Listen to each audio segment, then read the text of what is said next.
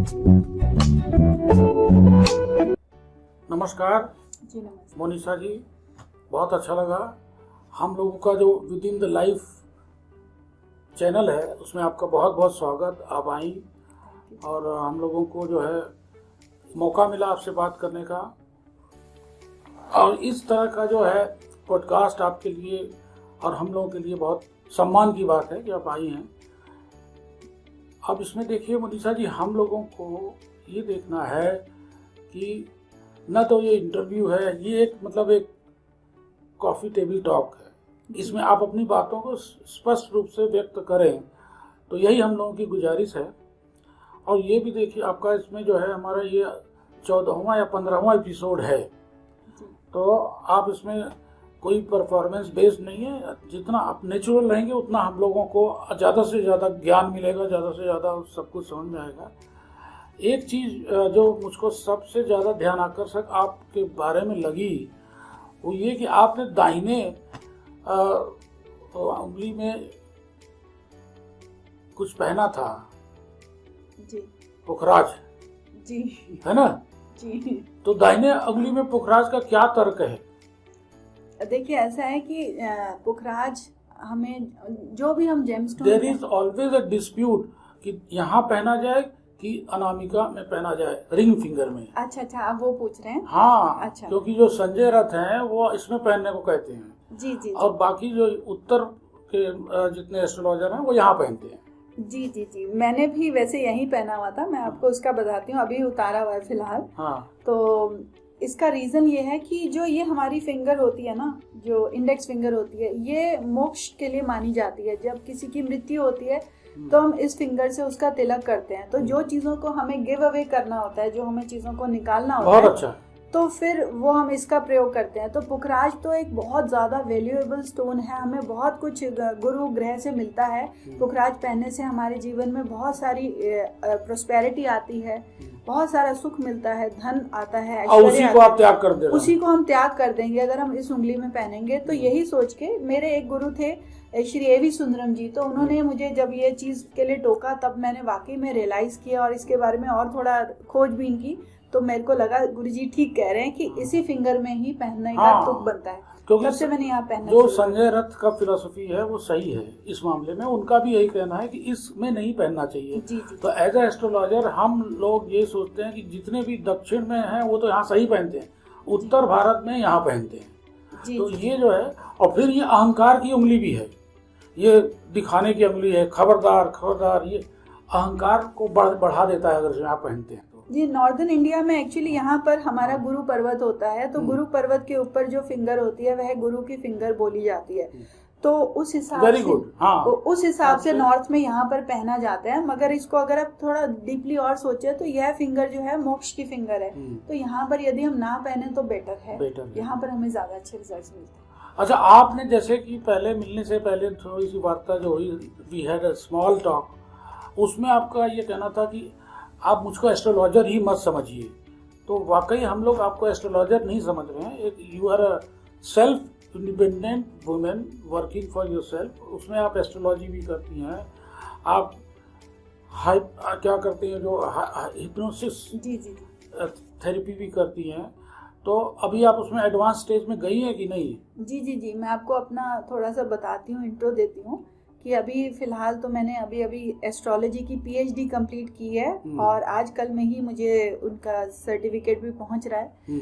तो उसके अलावा मेरी आपको पूरा जर्नी के बारे में बताऊं कैसे शुरुआत, तो वहाँ से मैं आपको हिप्नोसिस का भी बताऊं। Life journey, how did you become astrologer, why did you become astrologer? जी हाँ, बिल्कुल। तो इसकी शुरुआत हुई थी जब मैं केवल क्लास 9th में थी। 15 साल का ही होता है बच्चा।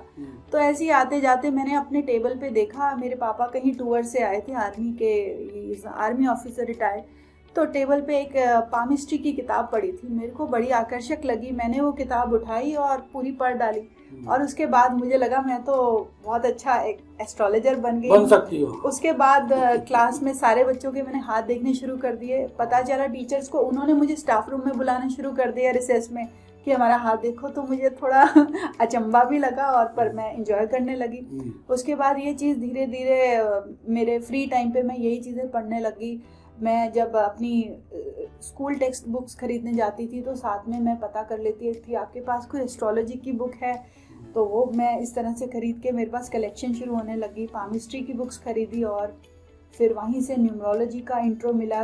एक मैंने जो मेरी सबसे खुद पहली खरीदी हुई पामिस्ट्री की बुक थी वो कीरो की थी, उसमें न्यूमरोलॉजी से मैं कीरो वाज द मास्टर। जी, कीरो तो मास्टर था पामिस्ट्री का। तो उन्होंने उस बुक में न्यूमरोलॉजी के बारे में भी इंट्रो दिया हुआ था, तो मुझे बड़ा अच्छा लगा।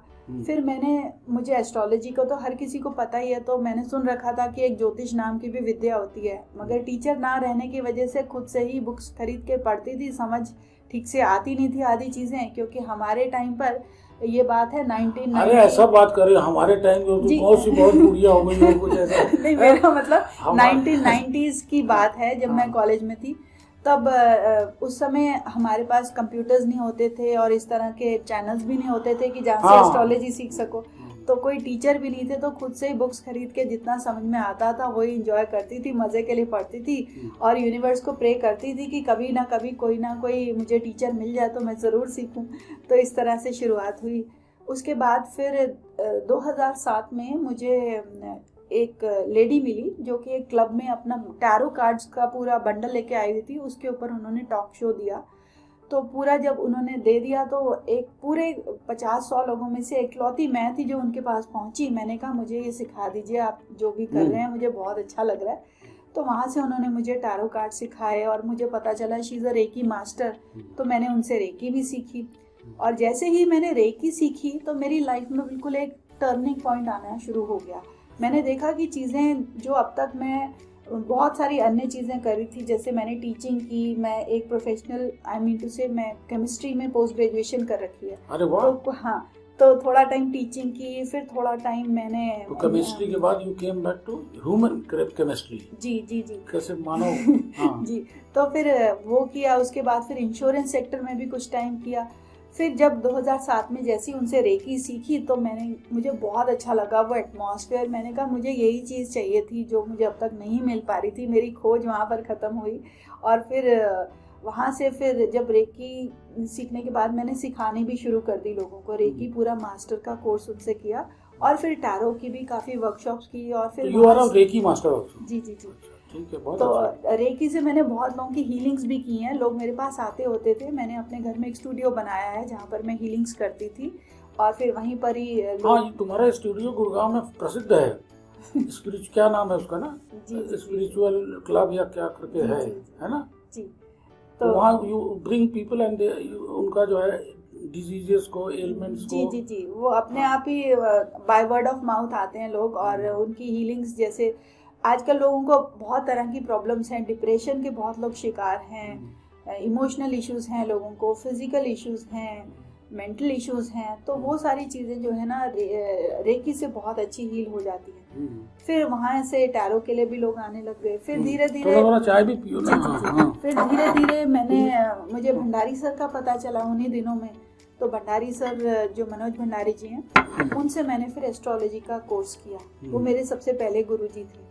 और उसके बाद फिर मैंने जितना सीखा मैंने पढ़ाना भी शुरू कर दिया। मुझे लगा कि जब तक खुद की मास्टरी नहीं होती, जब तक खुद पढ़ाओगे नहीं जी जी, तब तक पढ़ाते पढ़ाते बहुत सीख जाता है आदमी। सबसे अच्छी बात यह है क्योंकि उसमें स्टूडेंट्स के क्वेश्चंस, क्रॉस क्वेश्चंस में आदमी सीखता है। जी, फिर उसके बाद फिर और भी मुझे गुरु मिले, जैसे Satyanarayan sir, VP Goyal sir, AV Sundaram sir, अभिमंत्रित सर, काफी सारे टीचर्स। गोयल तो मिलिट्री के रिटायर्ड हैं सर?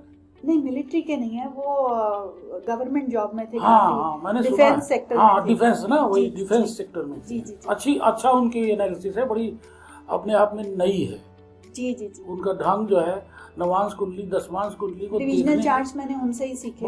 बस डिविजनल चार्ट में उनसे अच्छा कोई नहीं है। ऐसा है कि मेरा ये मानना है कि एस्ट्रोलॉजी के लिए आप जितने ज़्यादा टीचर्स के पास जाएंगे आपको सब टीचर से कुछ ना कुछ नया सीखने को मिलेगा। भंडारी सर अपनी जगह में मास्टर हैं, वैसे गोयल सर डिविजनल चार्ट्स के मास्टर हैं। तो बाकी टीचर से भी सत्यनारायण सर से मैंने नाड़ी एस्ट्रोलॉजी के काफ़ी सारी चीज़ें सीखी।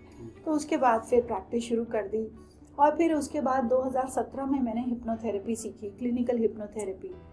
हाँ, इसके बारे में बड़ा इंटरेस्टेड है क्योंकि अभी ये नई है। हिप्नोथेरेपी एक तो ट्रेडिशनल है जो सिगमंड फ्राइड करते थे, बैठा के उनको हिप्नोसिस में ला के और पूछते तो उसमें एक रिग्रेसिव भी होती है। जी जी जी, मैं आपको बताती हूँ हाँ, इसके बारे में। हाँ। देखिए, जो क्लिनिकल हिप्नोथेरेपी है वो इंडिया में वैसे तो बहुत पुराने टाइम से है, मगर उसको ये तांत्रिक लोगों ने काफ़ी स्पॉइल कर दिया है, तो लोग उसको देख के थोड़ा सा डरते जाते हैं। हैं। हाँ। मगर ये बहुत ही सेफ थेरेपी है। और अगर आप अमेरिका की बात करें तो अमेरिका में तो लोग जब सर्जरीज करते हैं तो हॉस्पिटल्स में भी यूज़ होती है। जिन लोगों को एनेस्थीसिया नहीं दिया जा सकता उन लोगों को हम क्लिनिकल हिप्नोथेरेपी से ट्रांस में लेके जाते हैं, और पूरा जब सर्जरी हो जाती है then we bring them back. तो इतनी ज़्यादा सेफ है। हाँ। और हिप्नोथेरेपी में बहुत सारी चीज़ें आती हैं, जैसे कि आप पास्ट लाइफ जो है वो उसका एक पार्ट है। हाँ, पास्ट लाइफ रिग्रेशन जी एक उसका पार्ट है।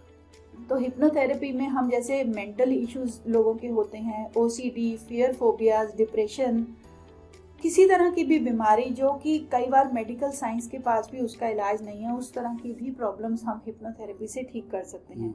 मेरा ये मानना है कि हमारा जो सबकॉन्शियस माइंड है, जो हमारे अंदर का माइंड है, एक माइंड होता है हमारा बाहर का, जो कि जिससे कि आप मेरे को सुन सकते हैं, मुझसे बात कर रहे हैं, जो कि आपके कंट्रोल में है। एक माइंड होता है जो आपके शरीर के अंदर की प्रतिक्रियाएं अपने आप से कर रहा है, जैसे कि आपका बॉडी की रेस्पिरेशन, वो माइंड ज़्यादा गहरा है। आपकी रिप्रोडक्शन, बहुत सारे हमारी फिजिकल प्रोसेसेस होती हैं जो कि हम नहीं करते हैं, हमारे कंट्रोल में नहीं होती हैं, मगर एक माइंड है जिनको चला रहा है। तो वो माइंड जो होता है वो सबकॉन्शियस माइंड होता है, उसके पास बहुत ज़्यादा पावर होती है। तो वो माइंड आपकी किसी भी तरह की प्रॉब्लम्स को हील कर सकता है। यह माइंड हमारे सोल के साथ अटैच्ड होता है, हमारी जो आत्मा होती है उसके साथ अटैच्ड होता है। अब जो हमारा सोल है वह बहुत सारी जर्नीज करके आया है, पास्ट में भी, करंट के बारे में भी उसके पास एक रोड मैप है, और फ्यूचर का भी रोड मैप हमारे जो सोल के पास है वो है। तो हम लोग एक जर्नी तय करने के लिए इधर आते हैं। तो हम हिप्नोथेरेपी में क्या करते हैं कि कोई भी, जैसे कोई बंदा आता है, पेशेंट आता है, उसको हम पहले तो कॉग्निटिव करते हैं, उसकी प्रॉब्लम को समझते हैं कि उसकी रूट कॉज क्या है। हम उससे कम से कम 1 से 1.5 घंटे तक बात करके उसकी प्रॉब्लम के रूट कॉज समझते हैं। कई बार फैमिली इश्यूज होते हैं, कई बार चाइल्डहुड ऐसा होता है जहाँ पर हीलिंग की ज़रूरत होती है, कई बार आपके अंदर ऐसे डर होते हैं जिनका इस लाइफ में कोई हमें नहीं मिलता लिंक। तो फिर हम समझ जाते हैं कि ये जो आपको डर है ये पास से आ रहा है, पिछले जन्म से आ रहा है। तो वो सारा जो हमारा जो फाइल्स हैं हमारी सोल के पास सारी सेव्ड होती हैं, हमारे सोल के जो माइंड है उसके अंदर ये सारी फाइल्स होती हैं। तो सेकेंड सेशन जब हम लेते हैं तो पेशेंट को हम ट्रांस में लेके जाते हैं। ट्रांस में ले जाने के बाद जब उसका ये वाला जो ब्रेन है ये 20% केवल जागृत होता है, अवस्था में होता है, 80% वो है स्लीप मोड में होता है। तो वह हमें सुन सकता है, हमसे बात कर सकता है, केवल इतना ही उसके अंदर कॉन्शियस रहता है। उस समय पर उसका जो अंदर का जो ब्रेन है, सबकॉन्शियस है, वो 100% एक्टिवेट हो जाता है। जब सबकॉन्शियस एक्टिवेट होता है तो हम उसको बोलते हैं कि तुम उस फाइल को ओपन करो जिसका संबंध तुम्हारी आज की इस समस्या के साथ है। मान लीजिए किसी के बच्चे का उसके पेरेंट्स के साथ रिलेशनशिप ठीक नहीं है, तो हम उसको बोलेंगे कि आप उस लाइफ टाइम में जाए, उस पास्ट लाइफ टाइम में जाइए जिसमें ये संबंध, जिसका संबंध आज की आपकी इस समस्या के साथ है। तो फाइल तो हमारे पास है ही, तो वो उसको वो लाइफ दिखाना शुरू कर देता है। वहां पर जाकर हम हीलिंग्स करते हैं। और ये सच में होता है ऐसा? जी जी जी। और एक चीज और है कि जब हम हीलिंग करते हैं तो वो पूरा देखते हैं कि क्या हुआ था जिसकी वजह से आज वो प्रॉब्लम में है। तो वहाँ पर हम फॉरगिवनेस करवाते हैं। एक बार जब फॉरगिवनेस हो जाती है बहुत डीप रूटेड लेवल पर, फिर वो समस्याएं धीरे धीरे ठीक होनी शुरू हो जाती हैं। फिर हम उनको गाइडेंस भी देते हैं सबकॉन्शियस में, क्योंकि सबकॉन्शियस में अगर आप किसी चीज़ का सीड डाल देंगे, बीज डाल देंगे, तो धीरे धीरे वो ट्री बन जाता है। ऐसा नहीं है कि आज आपने सेशन किया अगले दिन सब ठीक हो जाएगा, थोड़े दिनों में वो ठीक होना शुरू हो जाता है। कई बार हम रीइंफोर्समेंट के लिए भी उनको बुलाते हैं कि आइए, आपको हम दोबारा से सबकॉन्शियस में ले जाके रीइंफोर्स करेंगे, वही गाइडेंस देंगे और धीरे धीरे ठीक हो जाती है। ये तो एक प्रॉब्लम होगी। उसके अलावा कई बार लोग सुसाइडल हो जाते हैं। मेरे पास ऐसे बहुत केसेस आए हैं जिसमें कि एक बच्ची का एग्जाम्पल देती हूँ। एक ऐसा केस आया था कि वो 10th क्लास की बच्ची थी, नाम नहीं लूंगी, बहुत खराब स्थिति थी और रोज वो सुसाइड की बातें करती थी। उनकी मदर मेरे पास आई, उन्होंने बोला कुछ भी करके इनको ठीक कीजिए, घर में बहुत कलेश है, इसकी वजह से बिल्कुल नहीं पढ़ती और ऐसी ऐसी बातें करती है। कभी खिड़की के पास खड़ी होके धमकी देती है कूद जाऊंगी। किसी के साथ उसका सोशली ठीक नहीं है, घर में भी खराब है माहौल। तो उनको मैं समझ गई कि इनके बॉडी में अब एक सोल अटैचमेंट है, एंटिटी अटैचमेंट है। आपको सुनने में अजीब लगेगा मगर ये भी होता है। जो लोग बहुत सुसाइडल हो जाते हैं उनकी बॉडीज, उनका ऑरा बहुत, मैं अभी ऑरा के बारे में भी बात करूंगी, तो ऑरा उनका बहुत वीक हो जाता है। तो उसमें कोई भी एंट्री मार सकता है। जो लोग बिना टाइम के जिनकी डेथ हो जाती है, टाइम नहीं आया और डेथ हो गई, एक्सीडेंटल डेथ या किसी और वजह से डेथ, अर्ली डेथ, तो उन लोगों की जो आत्माएं होती हैं वो ऐसी बॉडीज के अंदर चली जाती हैं जिनका ऑरा वीक होता है, उनके माइंड में हावी हो जाती है। एक बार उनके माइंड में हावी हो जाएंगी तो फिर वो उनका तो उसके हिसाब से सोचने लगेगा आदमी, जो नई आत्मा प्रवेश की। जी। तो फिर मैंने उस बच्ची को ट्रांस में ले जाके जब चेक किया तो आप मानेंगे नहीं, पहला जो सेशन था उसमें 23 एंटिटीज निकली, एक के बाद एक एंटिटी एक्टिव हो रही थी और मैंने लिटरली एक एक एंटिटी से बात करके उनको रिलीज करवाया वाइट लाइट में। और उसके बाद फिर उसकी मदर से मैंने पूछा आप ठीक है, तो उन्होंने कहा अभी भी फर्क तो काफ़ी है, अभी भी कुछ साइंस हैं। मैंने दोबारा बुलाया, 7 सेशंस लगे, 100 से ऊपर एंटिटीज उसकी बॉडी में निकली। बाप रे, जी, पूरा जंगल था जी। और फिर उसकी पास्ट लाइफ्स भी की मैंने, हीलिंग्स, बहुत सारी पास्ट लाइफ्स में हीलिंग हुई। उसके बाद ये हुआ कि उन दिनों में उस बेचारी के बोर्ड्स के एग्जाम्स थे, उसने एग्जाम्स दिए और ठीक ठाक नंबरों से पास हो गई। वो आज तक मुझे थैंक्स करती हैं। ये प्रॉब्लम हम कितने सालों से, मतलब 3-4 सालों से वो परेशान थी, तो वो बिल्कुल ठीक हो गई। उसके बाद फिर उसकी सिस्टर्स की बॉडी में भी कुछ निकली, तो उनकी भी हीलिंग्स की। तो you are doing a great job, इस तरह से सबका मदद करके, उनका वो हीलिंग करके, और वो भी कोई मेडिसिन नहीं, कुछ नहीं। आजकल तो सब लोग अल्ट्रा मेडिसिन में चले जाते हैं, ये सब करते हैं। अब कई बार क्या होता है कि लोग डिप्रेशन में आ जाते हैं, उनको समझ नहीं आता, वो कई सालों तक दवाइयाँ खाते रहते हैं, कहते हैं कि मैम हमें रिलीफ नहीं आ रहा, हम क्या करें। फिर जब हम उनका चेक करते हैं तो कई बार एंटिटीज़ का केस निकलता है और कई बार उनका कुछ पास्ट लाइफ का लिंक होता है जिसकी वजह से उनका डिप्रेशन का साइन होता है। तो हम उस चीज़ को जब हील कर देते हैं, और कई बार ऐसा होता है कि कोई घटना आपके जीवन में ऐसी घट गई हो जिसको लेकर आप बहुत ही ज़्यादा गिल्टी फील कर रहे हैं, आप डिप्रेशन में चले गए। जैसे एक मेरे पास केस आया था बच्चे का कि वो कह रहा था साल भर से डिप्रेशन में हूँ, तो डॉक्टर्स की दवाइयाँ खा रहा हूँ, कुछ ठीक नहीं हो रहा हूँ, काम में भी मन नहीं लगता। तो मैंने जब चेक किया तो ये पता चला कि उस बच्चे के फादर की डेथ हो गई थी, उसके फादर ने सुसाइड करा था। तो जब वो लास्ट मोमेंट पे डॉक्टर्स ने उसको पानी देने से मना किया हुआ था, तो वो बच्चा अपने फादर को पानी नहीं दे पाया क्योंकि डॉक्टर्स ने कहा था पानी दोगे तो उनकी डेथ हो जाएगी। तो उसको लगा कि अगर मैं पानी दे देता तो शायद सेव हो जाते, तो उस गिल्ट के मारे वो डिप्रेशन में चला गया। वहां पर जाके जब उसकी हीलिंग कराई तो बच्चा बिल्कुल ठीक हो गया। विदिन 10-15 डेज उसने कहा मेरे को दवाई की अब जरूरत नहीं पड़ती। इंटरनेशनल अवार्ड भी मिला है ना? कुछ तुम्हारे उसमें वेबसाइट पे है, कुछ अवार्ड मिले हैं? कुछ ऐसे इन्विटेशंस तो आते रहते हैं। तो जैसे श्रीलंका में एक एस्ट्रोलॉजी का ही सेमिनार हुआ था, तो वहाँ उन्होंने रिकॉग्निशन दिया था।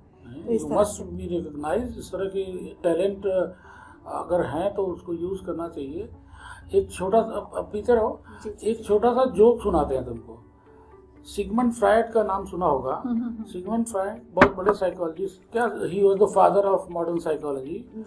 तो वो उनके यहाँ रोज कोई आता था, कोई रोगी, तो वो रोगी आए तो वो जो है 3 घंटा 4 घंटा सेशन चले।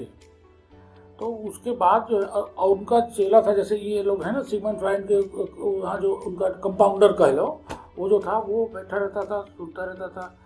तो वो कहता था कि आप जो है रोज 3 घंटा इसका सुनते हैं तो आप तो कुछ बोलते नहीं है। तो कहने लगा, सिगमंड फ्रायड ने कहा कि हमारा काम है सुनना, सुनते हम सारी चीज़ें निकाल लेते हैं सबकॉन्शियस माइंड से। तो ये एक जोक है कि उसने कहा कि ये सुनने का हम पैसा लेते हैं, बहुत हाई कॉस्ट फीस थी उसकी।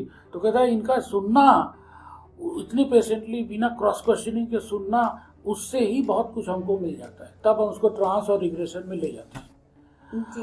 तो ये तो जीवन में इतना कुछ साधना भी किया है कुछ? जी, मैं हर साल में एक बार विपासना के शिविर में जाती हूँ, 10 दिन का होता है। उसके अलावा डेली मैं 1 घंटा मेडिटेशन भी करती हूँ, क्योंकि रेकी हीलिंग्स आजकल थोड़ी कम कर दी हैं, अब मैं हिप्नोथेरेपी से ही ज़्यादा आसानी से हो जाता है। और तो साधना तो करनी पड़ती है, क्योंकि बीइंग एस्ट्रोलॉजर भी आपको अपना सबकॉन्शियस माइंड को एक्टिवेट रखना पड़ता है। क्योंकि आप अगर हीलर हैं या एस्ट्रोलॉजी या टैरो कार्ड जैसी कुछ भी विद्याएं करते हैं, तो आपको साधना के बिना नहीं चल सकता, क्योंकि एक तो आपको अपनी भी क्लीनिंग करनी पड़ती है। क्या होता है, एक साइकिक डेब्रिस नाम की चीज होती है। अच्छा। हमारी बॉडी के ना चारों तरफ ना एक आभा मंडल होता है, ऑरा होता है। एक तो फिजिकल बॉडी है जिसको हर कोई देख सकता है, उसके अलावा हमारे पास एक स्पिरिचुअल बॉडी होती है, हमारे पास फिर एक इमोशनल बॉडी होती है, एक मेंटल बॉडी होती है। अब जैसे मैं आपके संपर्क में आई या किसी और के संपर्क में आई, तो कुछ ऐसी चीज़ें हुई जो कि मुझे अच्छी नहीं लगी, कुछ लोगों ने कुछ ऐसा बोला, तो वो सबसे पहले मेरे जो मेंटल ऑरा है उस पर जाके वो क्लिक करती है चीज़। अगर तो मैंने उसको झाड़ दिया सोच के चलो कोई बात नहीं, तब तो ठीक है। अगर मेरा नहीं तो डेब्रिस हो जाता है, तो वो डेब्रिस धीरे धीरे क्या होता है, इमोशनल ऑरा में चला जाता है, फिर हमारे फिजिकल बॉडी पे धीरे धीरे हिट करना शुरू कर देता है, वो डिजीज का रूप ले लेता है। इसीलिए बोलते हैं कि जब आप किसी के संपर्क में आए तो किसी की बात को इतना सीरियसली मत लो। अगर आप किसी की बात को सोचने में लगा दोगे और फिर उसको अपने दिल से लगा लोगे, तो फिर वो आपकी फिजिकल बॉडी पे जाके वो एक शेप ले लेगा बीमारी का। तो आपने देखा होगा लाइफ में ना एक्चुअली बैलेंस की बहुत ज़रूरत है। एनर्जीज जो होती है ना, वो जब तक बैलेंस नहीं होती ना तो आपको प्रॉब्लम है। अब कई लोग ऐसे होते हैं जो कि बहुत ज़्यादा ना सुना देते हैं लोगों को, ऐसे भी लोग होते हैं। और कई लोग बहुत ज़्यादा सुनते हैं। अगर आप बहुत ज़्यादा सुनोगे दूसरों का तो आपको धीरे धीरे आपके कान खराब हो जाएंगे, आपको सुनना बंद हो जाएगा। और ऐसे लोगों के भी कान खराब हो जाते हैं जो किसी का सुनते नहीं है, क्योंकि एनर्जी को बैलेंस होना है। तो हमारे शरीर में जो भी रोग होता है वह इसीलिए होता है कि हमारा एनर्जी का इम्बैलेंस होता है। तो यदि आप साधना करते हैं तो आपका एनर्जीज जो है वो ठीक से बैलेंस रहती है, क्योंकि आप अपने माइंड को खाली करते हैं साधना में। तो मोनिशा जी ये बताइए, आप इस बात पे विश्वास करती हैं कि मान लीजिए किसी को कोई रोग है या कुछ है, तो आप उसको उपाय में आप क्या विश्वास रखती हैं? जी जी जी बिल्कुल, डेफिनेटली। तो उपाय से आप उसके कर्मों को कुछ काट सकती हैं, कुछ कर सकती हैं, क्या हो सकता है? जी मैं आपको बताती हूँ। जैसे अगर कोई मेरे पास एस्ट्रोलॉजिकली आते हैं चार्ट दिखाने के लिए, तो मैं सबसे पहले तो ये देखती हूँ कि इनकी जो प्रॉब्लम है वह उसका हल भी है कि नहीं। यह भी हम पता लगा सकते हैं कि इस बंदे के ऊपर जो है रेमेडीज काम करेंगी या नहीं। हाँ, क्योंकि कई बार हम बिना सोचे समझे रेमेडीज दे तो देते हैं, पर यह अगर आपके जो कर्म है वह सॉलिड कर्म है, दृढ़ कर्म है, तब रेमेडीज काम नहीं करती है। तो इसीलिए जो टीवी बताते रहते हैं कि आज जो है वो काले कुत्ते को खिलाओ, तो आज पीले सरसों को बांटो, ये सब जो करते हैं वो सब रेमेडीज हैं, काम करती हैं। हाँ करती हैं। देखो इंटेंशन सबसे ज्यादा जरूरी होती है, ये बात। आप कोई भी हीलिंग करो ना, हाँ। और रेमेडी आप खुद से करिए। अगर आप किसी थर्ड पर्सन से रेमेडी कराएंगे तो जरूरी नहीं है वो आपकी काम करे। सबसे ज्यादा अच्छी रेमेडी वो काम करती है जो कि आप अपने दिल से करते हैं, मन से करते हैं और साधना के साथ करते हैं। साधना के साथ। जी, अगर मैंने आपको एक मंत्र दिया कि आप इस मंत्र को करिए और आप डेली इस थॉट के साथ करते हैं कि मैं पूरी साधना के साथ इस मंत्र को करूंगा क्योंकि मुझे ये बोला गया कि इससे मेरी ये प्रॉब्लम ठीक हो जाएगी, तो आप धीरे धीरे देखेंगे आपकी लाइफ में चेंजेस आने शुरू हो जाएंगे। और खुद के अंदर से भी चेंजेस आते हैं जब आप कोई मंत्र करते हैं। मेरी रेमेडीज यूजुअली मंत्र के आसपास होती हैं, या जो चीज़ें हमारे जो ग्रह हमारे लिए बहुत ज़्यादा परेशानी खड़ी कर रहे हैं उनके संबंधित हम दान कर दें। यही 2 रेमेडीज बहुत अच्छे से वर्क करती हैं। तो रेमेडीज तो पराशर ने कहा ये मंत्र ही एक उपाय है। जी, तो आप कुछ भी, और एक और चीज़ आप कर सकते हैं एस्ट्रोलॉजी में रेमेडीज के तौर पे, कि जो कारक होते हैं हर चीज़ का एक हर ग्रह का एक कारक है। जैसे चंद्रमा माँ का कारक है, सूर्य पिता का कारक है, गुरु जो है आपके टीचर्स का कारक है, संतान का कारक है, मरकरी जो है आपके मित्रों का कारक है, छोटे भाई बहनों का कारक है, शुक्र स्त्री का कारक है, मंगल जो है वह पुरुष का छोटे भाई बहनों का कारक है, और हस्बैंड का भी एक तरह से कारक माना जाता है। गुरु को भी कई लोग हस्बैंड्स का वैदिक एस्ट्रोलॉजी में कारक मानते हैं। तो अगर आप उन कारक का भी ध्यान रखेंगे, अब देखो कारक में तो हर तरह के जीव आ जाते हैं। मेरा ये मानना है कि अगर आपकी डीलिंग लोगों के साथ फेयर है, आप लोगों के साथ अच्छे से पेश आते हैं, किसी को चीट नहीं करते, सब किसी का अपमान नहीं करते, सब सबकी मदद करते हैं, सबके साथ अच्छा व्यवहार करते हैं, तो आपके ग्रह अपने आप ही ठीक होने लग जाते हैं। हाँ, तो अगर मतलब आपने कारकों को ठीक कर जी, दिया ना। और कई बार ऐसे लोग भी होते हैं, कहते हैं हमारा तो सबके साथ ही मैम बहुत अच्छा है, मगर फिर भी हम क्यों आज की डेट में परेशान हैं। तो इसका फिर संबंध आपके पिछले किसी जन्म के साथ आ रहा है। तो ऐसे में भी आप, या फिर ऐसे में उनको सजेस्ट करती हूँ आप हिप्नोथेरेपी के माध्यम से अपनी प्रॉब्लम्स को हील करके देख लीजिए। सजेशन दे देती हूँ, बाकी उनके ऊपर है। या फिर मैं उनको बोलती हूँ कि आप इस कारक की आपको प्रॉब्लम है, आप इस कारक से संबंधित आप उनका ध्यान रखिए, उनके साथ अच्छा व्यवहार रखिए, तो चीज़ें अपने आप ही ठीक होनी शुरू हो जाएंगी। अगर मंत्र की ज़रूरत होती है तो मैं मंत्र देती हूँ, और उसके बाद फिर उनको रिजल्ट्स आते हैं। तो ये बताइए, आप जो है केमिस्ट्री से आपने किया ना पीएचडी? नहीं, पीएचडी तो मैंने एस्ट्रोलॉजी में किया है। अच्छा, केमिस्ट्री से आपने पढ़ा था? केमिस्ट्री में मैंने पोस्ट ग्रेजुएशन की। पोस्ट ग्रेजुएशन कम थोड़ी है, पोस्ट ग्रेजुएशन केमिस्ट्री से करके और एस्ट्रोलॉजी में आना, तो ये बहुत बड़ी बात है। और ये साइंटिफिक बेंट ऑफ माइंड होने के कारण ज़्यादा इजी हो गया होगा यहाँ पे, क्योंकि जो आदमी साइंस केमिस्ट्री वगैरह पढ़ा है वो समझने लगता है चीज़ों को। लेकिन ये लाइफ में और चैलेंजेस एज अ फीमेल, आपको फैमिली में जो चैलेंजेस होते हैं उसको कैसे डील करती हैं आप? ये बहुत अच्छा क्वेश्चन है। चैलेंजेस तो आप जब भी कुछ हटके करेंगे तो आएंगे ही आएंगे। तो शुरू में तो ये, जैसे मैंने बताया, मैं बुक्स पढ़ती थी तो छुप छुप के पढ़ती थी, किसी को नहीं पता था कि मेरे पास ये बुक्स है, मैं छुपा के रखती थी। मुझे लगता था कि घर के लोगों को शायद अच्छा ना लगे। जब मैरिज हुई तो मैरिज के बाद भी कोई इस चीज़ को प्राथमिकता नहीं देता था, तब भी मैं इस तरह से थोड़ा बहुत छुप छुप के ही पढ़ती थी। फिर जब तो खुल के पढ़ना कब शुरू किया? 2007 में ये सारा, जब मेरी राहु की दशा शुरू हुई तब 2007 में मैंने ओपनली बोला कि मुझे ये सीखना है। तो हस्बैंड अच्छे हैं नेचर के, उन्होंने कहा जो आपका दिल करे आप सीखिए, मेरी पूरी सपोर्ट है आपके साथ। तो मैंने फिर वो जब सीखा और उन्होंने देखा कि बहुत अच्छा प्रैक्टिस कर रही है, तब उसके बाद फिर फैमिली ने भी सपोर्ट करना शुरू कर दिया। पहले वो कहते थे, हंसते थे कि ये चीजें इनका कुछ हम नहीं मानते, नहीं करते। मेरी तो मैरिज भी कोई कुंडली नहीं हमने मिलाई थी, उस तरह से हुई थी। हम नहीं मानते थे, ना मेरे फादर ना मेरे, नहीं अरेंज मैरिज थी। अच्छा। हम लोग आर्य समाजी होने की वजह से हमने खुद ही डेट चूज कर ली कि इस डेट को मैरिज तय है, सैटरडे है तो अगले दिन संडे है, तो सब लोग आ पाएंगे। जी, तो हमने इस तरह से मैरिज की थी। बाद में जब मैंने एस्ट्रोलॉजी सीखी तब मुझे काफी सारी अंडरस्टैंडिंग हुई हमारे मैरिज को लेके। तो आपको जब ये बाद में पता चला तो आपको ये नहीं लगा कि अरे वो शादी गलत कर ली हमने? क्योंकि जब आपने एस्ट्रोलॉजिकली देखा होगा तो सब सही बैठा। देखिए, लाइफ में कुछ भी एकदम से सही तो होता नहीं है।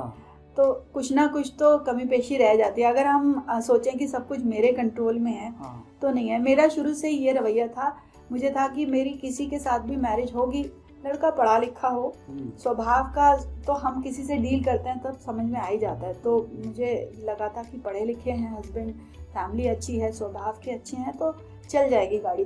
तो मैं ज़्यादा बाकी मुझे एक इंटरनल भी होता है ना गट फीलिंग कि सब ठीक होगा, तो मुझे हमेशा लगता था कि तो मैं भला तो जग भला। तो मेरी ये थॉट। तो बाद में जब कुंडली मिलाई, जब तुम एस्ट्रोलॉजी में इतना एक्सपर्ट हो गई, तो कितने गुण मिलते हैं? गुण तो बहुत कम मिलते हैं, मगर फिर भी क्या है कि गुण को केवल 20% आपको प्राथमिकता देनी होती है। मेरा ये मानना है। गुण के ऊपर भी मैंने थोड़ा रिसर्च किया और ये पाया कि जिन लोगों के 32 गुण मिले थे उन लोगों का भी डाइवोर्स हुआ है। मैंने ऐसे 3-4 केसेस देखे, तो हमारे तो केवल 16 गुण मिलते हैं। तो मैंने कहा चलो कोई बात नहीं, उसके अलावा और भी नवांश चार्ट बहुत इम्पोर्टेंट होता है और कारक बहुत इम्पोर्टेंट होते हैं।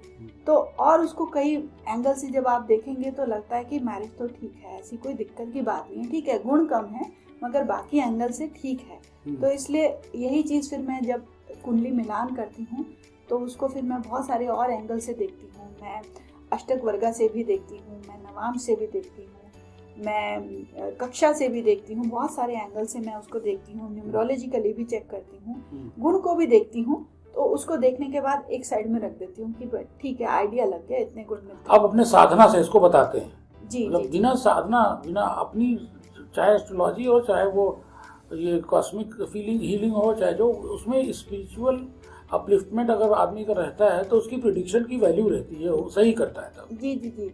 देखिए, जब भी हम कोई प्रिडिक्शन करते हैं या हीलिंग करते हैं तो हम, मेरी तो ये, मैं अपना बता रही हूँ कि मैं अपने आगे अपने भगवान को रखती हूँ। मेरा ये मानना है, अपने जो भी गुरुजन हैं, भगवान हैं, उनको बोलती हूँ कि मैं तो केवल एक माध्यम हूँ, काम आपने ही करना है, इसका श्रेय मैं आपको ही देने वाली हूँ। हाँ, और जब भी कोई मुझे थैंक्स करते हैं व्हाट्सएप करके कि मैम हमें इससे लाभ हुआ है, तो मैं कहती हूँ गॉड इज ग्रेट, सब उन्होंने ही किया है। मेरा पहला डायलॉग यही होता है कि भगवान ही करते हैं, मैं तो बस एक माध्यम हूँ। यही तो सच है। वो टेक ओवर कर देते हैं। कई बार ऐसी सिचुएशन आती हैं कि आप स्टक हो जाते हैं, आपको नहीं समझ में आता, कई बार आप कंफ्यूज हो जाते हैं, तो उसके बाद सडनली कहाँ से मुझे नहीं पता गाइडेंस आती है, चीज़ें अपने आप ही ठीक होनी शुरू हो जाती हैं।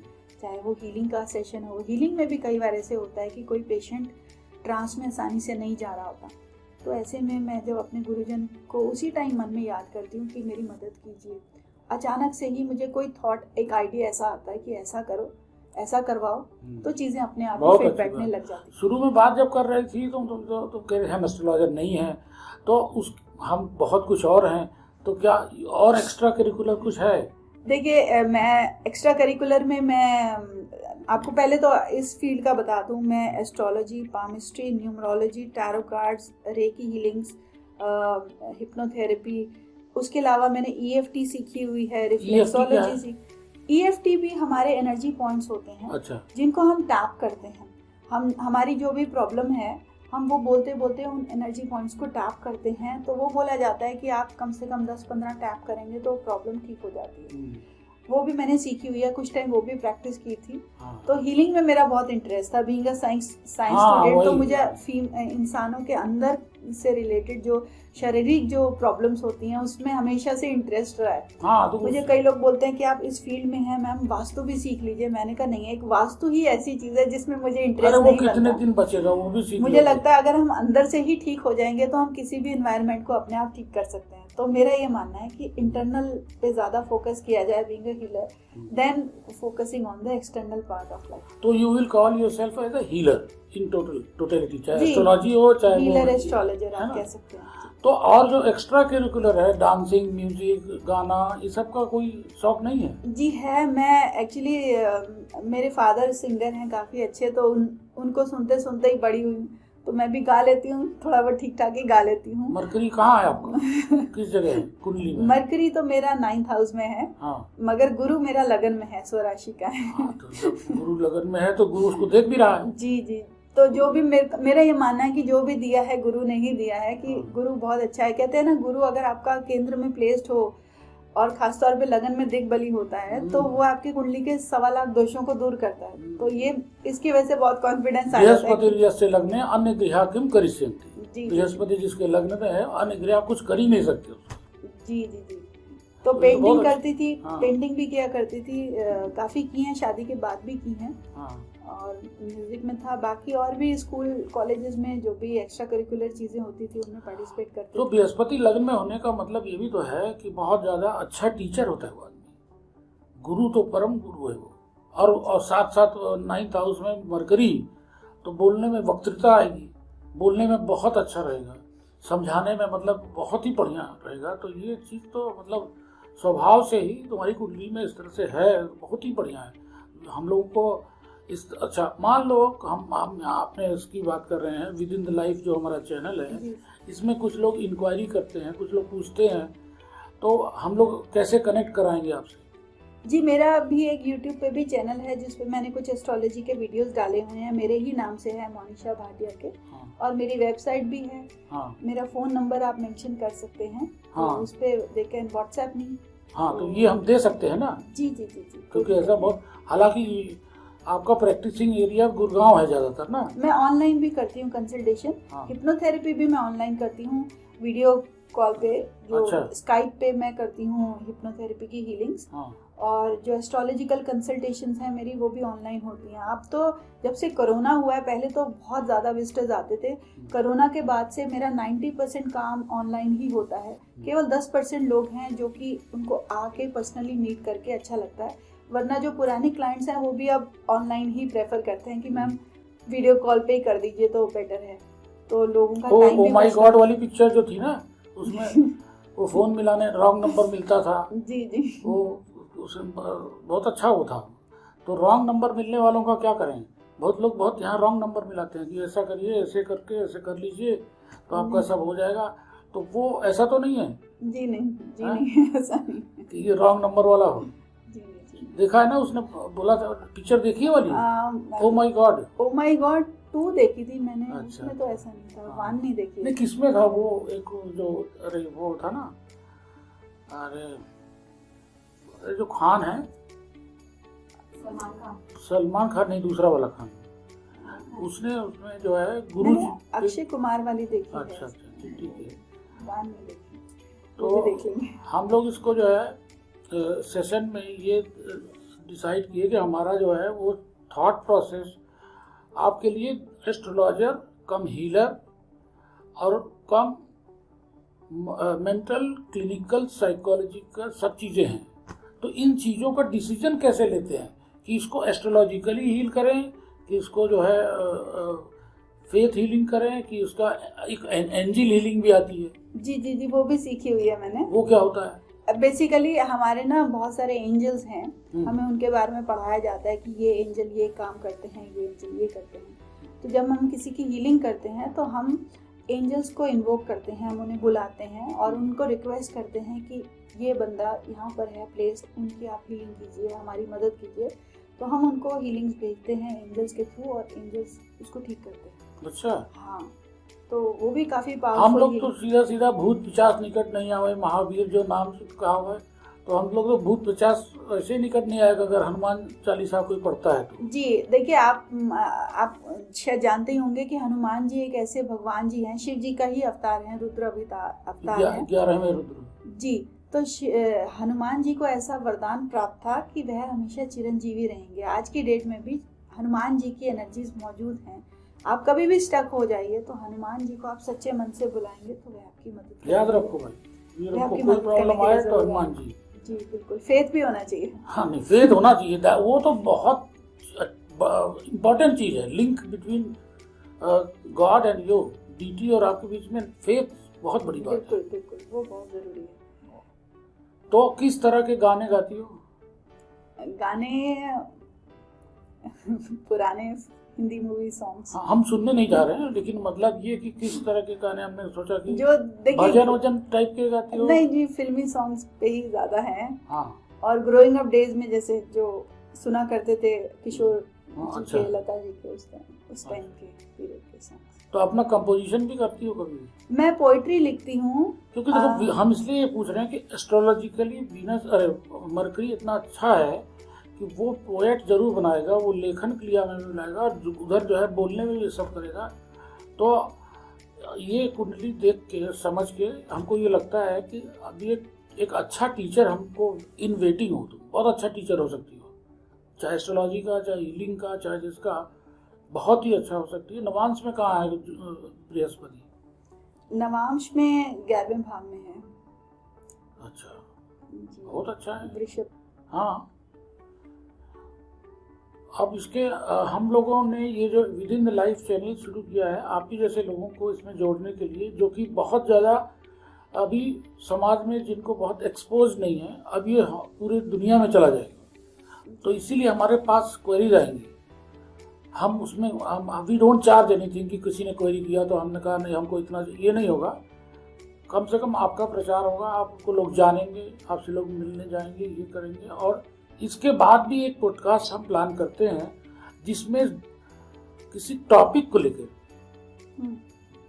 एस्ट्रोलॉजी के या ये हिप्नोटिसिस वाले, जो हिप्नोथेरेपी वाले टॉपिक को लेके ही पूरा डिस्कशन करें।